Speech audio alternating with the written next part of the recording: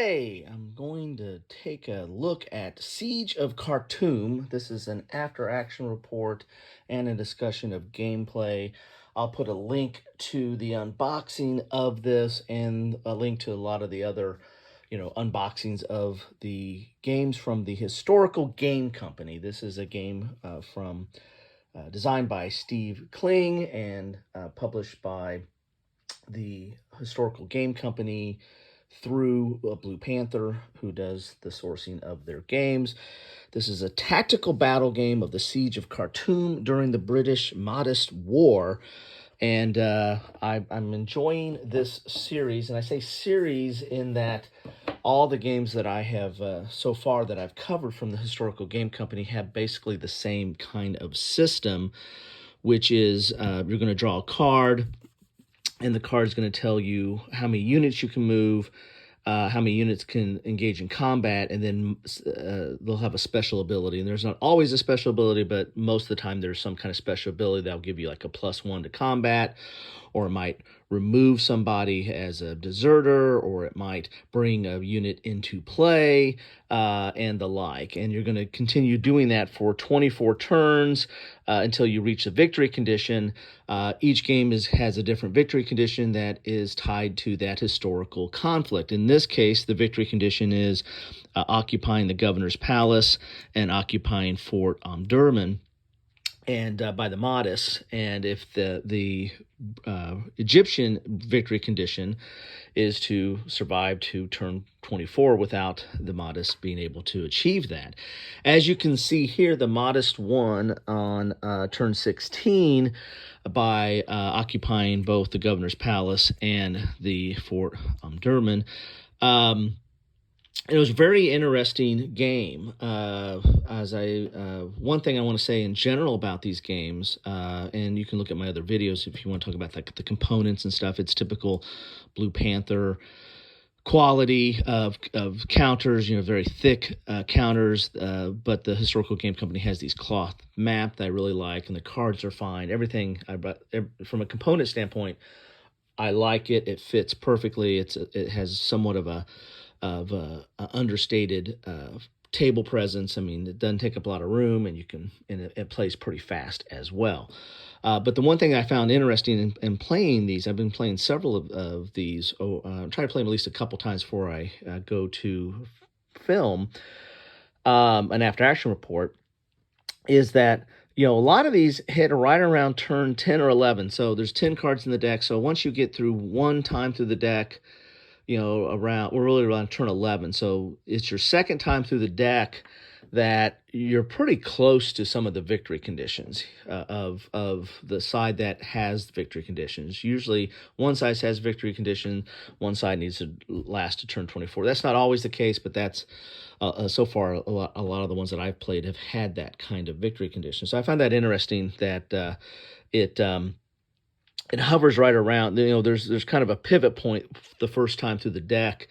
The table sometimes is kind of set. Although, I mean, this game really was a bloodbath. As you can see, there's a lot of Mahdist units off the table, and there's cards that bring units back on to the board.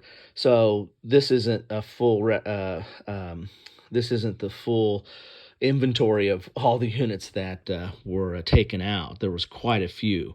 I don't think there was any that brought any units back on the board for the Egyptians. The one thing that really turned the tide or did not turn the tide in this is that this British forces, which are quite good, they're best ones in the game as far as combat value. And you can see you have the combat value, you have the defense value, and you have a movement value, and then the combat value has a range. And combat's really pretty easy. You roll the dice, you could take the attack value, add that to the dice, and then see if it's equal or greater than the defense value of the unit you're attacking. And if it's equal or +1, then it becomes disordered, and you flip it over to its disordered side. If it is 2 or more, then it's eliminated. And if you hit a disordered unit, then that's eliminated too. So very interesting, very simple combat system that is easy to get to the table. But these British units never made it to the table. They come into play based on a card. And here's the card that they come into play. And basically, each time this card is played after the first time, you roll to get some of these units on the table. Well, I only went through the deck one time, and I was in the second time through the deck, and so I never got a chance to do that roll to try to get that onto the table. And so if they were to come in and play, I think that would have, we're talking at least a few more turns. Now we're getting into the, almost to the end for them to hold out. Who knows? I mean, let's see, what's the odds of getting these on here? So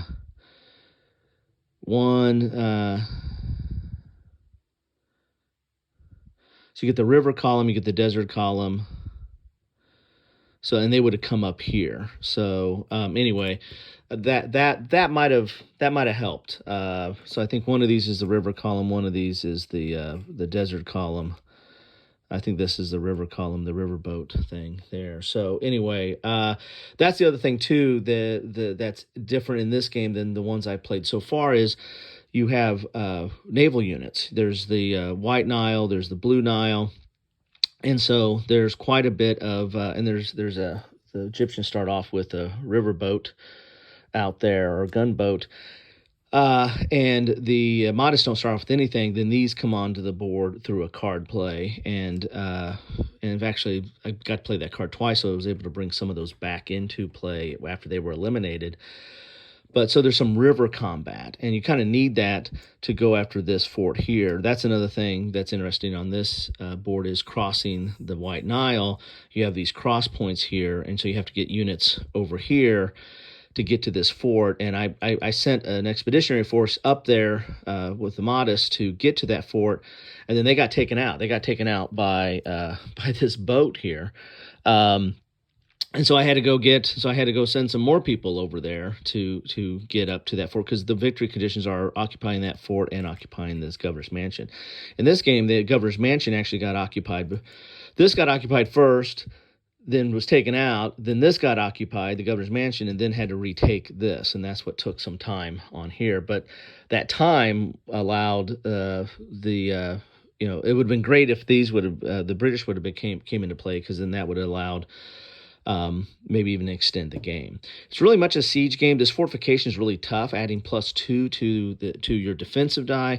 It's really kind of hard to break through that. Also, you have this area here, which is called the defensive impediment.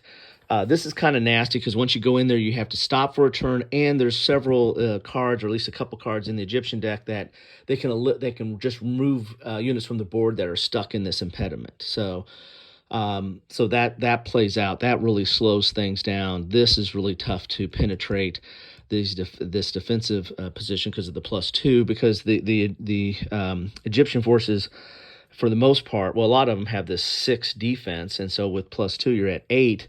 It's kind of hard to roll, an 8 or higher when you got a 6-sided dice, and a lot of your units are, at 1. So, there's really a balance in here. You have to just kind of go in waves and try to get through there.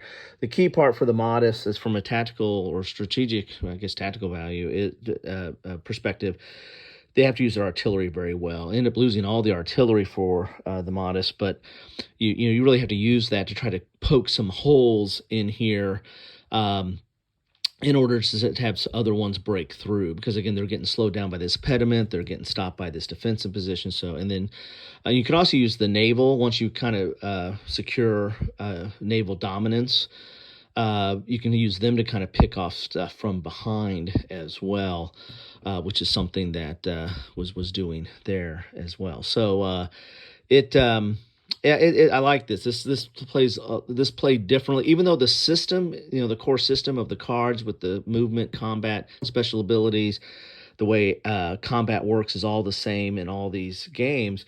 This played very differently and had a very different feel. And the Historical Game Company focuses, well, I don't know if it focuses, but it has a tendency, maybe I should say, to cover a lot of sieges. A lot of the games that they cover either have siege in the title, like this is the siege of Khartoum, or they're a siege-like type type of battle. And so I asked Steve, through just we were corresponding. I said, "Well, do you intend to go with a lot of sieges?" He goes, "No, it just happened that way." So I don't think it was a focus, but there is definitely a tendency there. And this played out. This was a very much a siege game, with those defensive lines, and felt very much like that as well. Anyway, that's what I have for you today. Thanks for stopping by. If you've played this game or any of the other games from the Historical Game Company, feel free to drop a comment down below and let others know what you think about them. Good, bad, or ugly, that's all fine. I'm enjoying these. They do not take that much time to play, and plus, with that same core system of cards and combat, when I'm playing with somebody else, the fact you've played a couple of these, you know how it plays, and then you can focus in on the tactics of the situation, and so they play really quick, in my opinion. I mean, other than your decision time, they really don't take up that much time to play. Anyway, that's what I have for you today. Thanks for stopping by.